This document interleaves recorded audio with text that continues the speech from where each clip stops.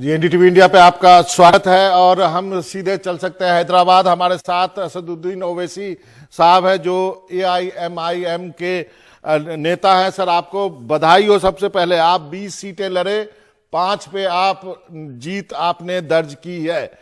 अब इसको आप कैसे एक्सप्लेन करते हैं? बिहार में पहली बार जो आप इतनी 5 विधायक होंगे, आपके एक पहले था।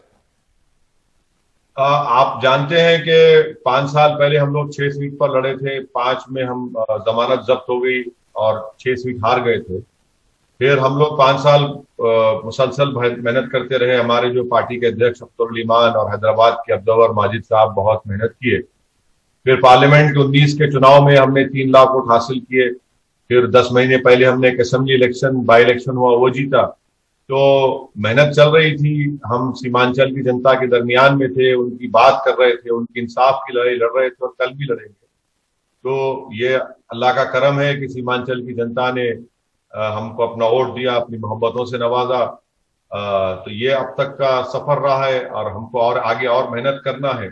अब और अगला स्टेप क्या होगा आपका? अगला चुनाव जो है पश्चिम बंगाल का है, उसके बाद उत्तर प्रदेश का है। आप का अगला स्टेप जानना चाहता हूं।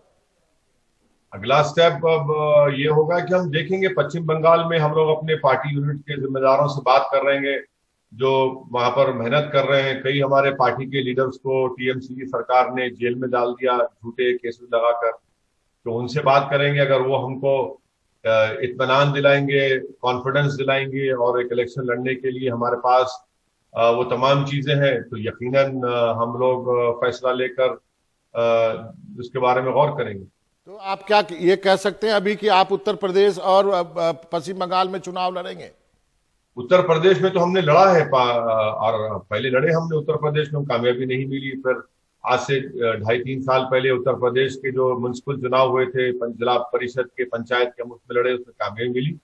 अब उत्तर प्रदेश में हमारा संगठन अच्छा मजबूत हो रहा है और हम यकीनन उत्तर प्रदेश लड़ेंगे। बंगाल की हद तक मैं आपसे कह रहा हूं कि बंगाल की यूनिट के जिम्मेदारों से हम बैठ के बात करेंगे और उसके बाद फैसला करेंगे। यूपी तो लड़ेंगे जरूर।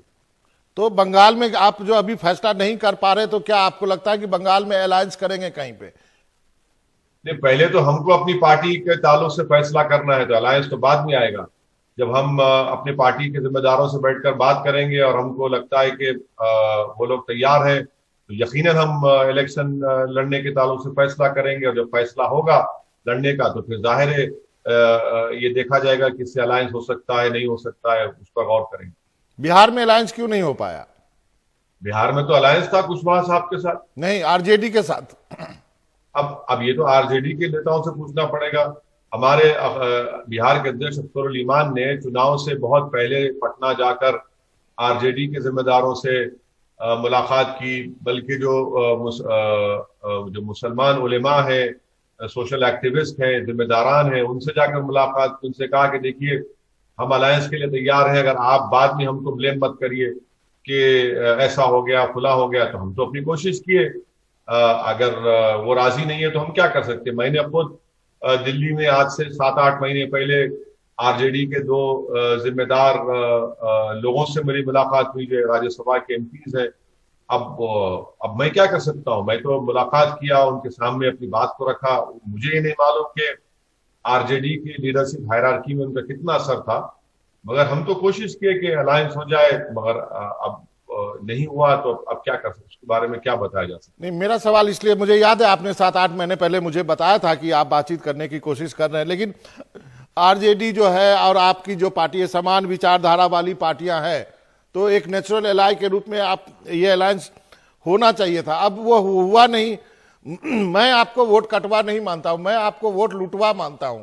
आप आते हैं और एक चंक वोट उठा के वहां से चले जाते हैं। इस पर आप क्या कहेंगे?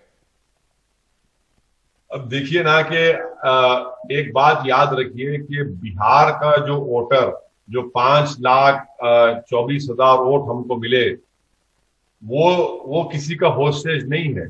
अगर आप उसको ये बात कहेंगे तो ये तो उसकी बेइज्जती होगी।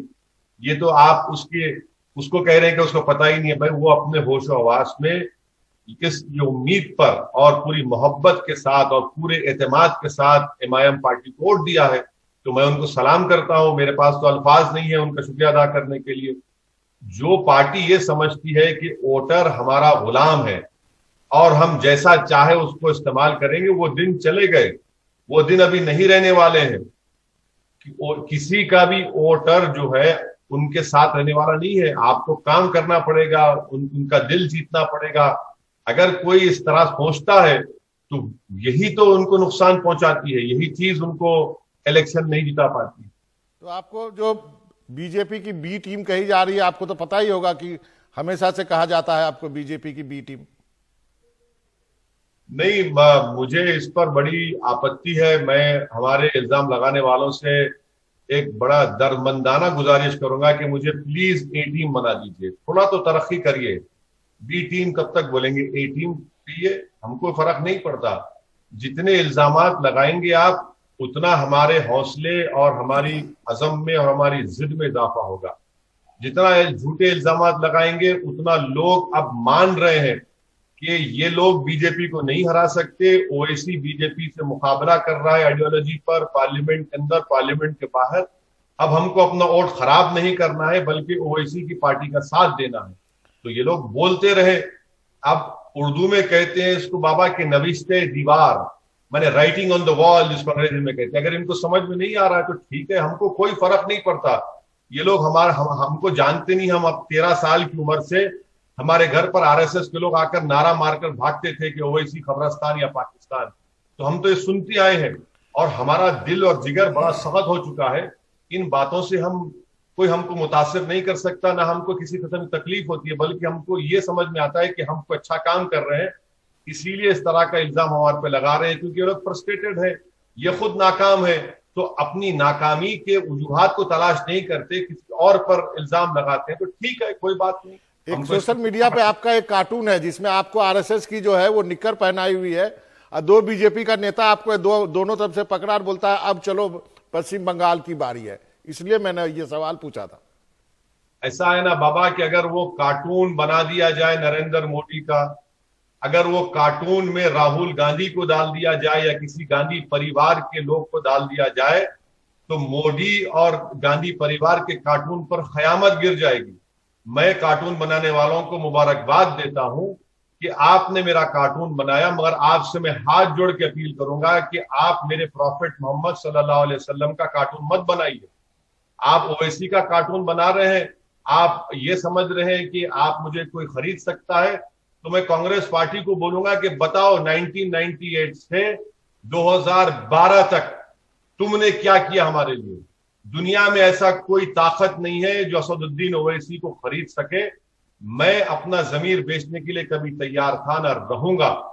मैं हमेशा अपनी पार्टी के लिए लड़ता रहा और लड़ता रहूंगा।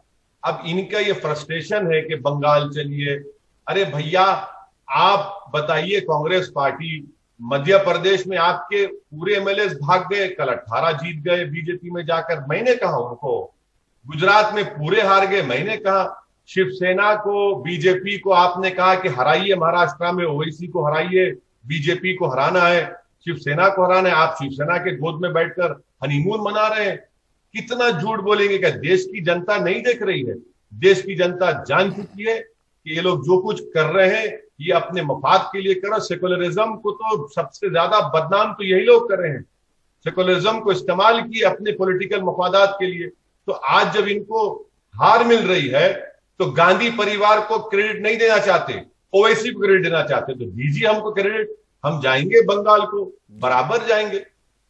एक अंतिम का सवाल है, लोग ये भी कहते हैं कि यदि 5 सीटें जो आपकी है यदि आरजेडी की आ जाई होती तो सरकार होती, या फिर ये भी मैं इसका उल्टा पूछता हूं कि यदि जरूरत होती उसको 5 सीट की तो आप देते ना समर्थन आरजेडी को? आप सबसे पहले मैं आपको बताना चाह रहा हूं कि मेरे पास एम्पिरिकल डेटा है कि हम जो 20 सीट पर लड़े उसमें से 5 पे हम कामयाब हुए, 6 पर एनडीए और 9 पर महागठबंधन कामयाब हुआ। बताइए आप। और 5 सीट ताईद की बात कर रहे आप। अगर आपके पास, आपको 5 सीट किया, बिहार में जो माहौल था बाबा, आप तो बिहार के हैं, 5 सीट की जरूरत ही नहीं पड़ती अगर आप सही इलेक्शन लड़ते। किस बुनियाद पर आपने कांग्रेस को 70 सीट दिए? वो बूढ़ी कांग्रेस जो कुछ नहीं कर पाती, 70 में 20 जीती तो 50 कौन जीता? बताइए ना। बाबा 50 सीट पर बात नहीं होगी, मुस्लिम वोट पर बात होगी, ठाकुर वोट पर बात नहीं होगी, भूमियार पर बात नहीं होगी, ब्राह्मण वोट पर बात नहीं होगी, वैश्या वोट पर बात नहीं होगी, यादव वोट पर बात नहीं होगी, ना 55वां के ऊपर बात होगी। बात होगी तो मुस्लिम वोट पर। क्या क्या ठेका लेके रखे हैं? हम क्या किसी के गुलाम हैं? ये इनको समझना चाहिए। सही कहा आपने। यदि वो जो 70 में से 20 भी आपको दिया होता तो शायद आज खेल दूसरा होता, जैसा कि माले ने करके दिखाया। आपका बहुत बहुत शुक्रिया ओवैसी साहब, आपने वक्त निकाला एनडीटीवी से बातचीत करने के लिए। बहुत बहुत धन्यवाद। Thank you.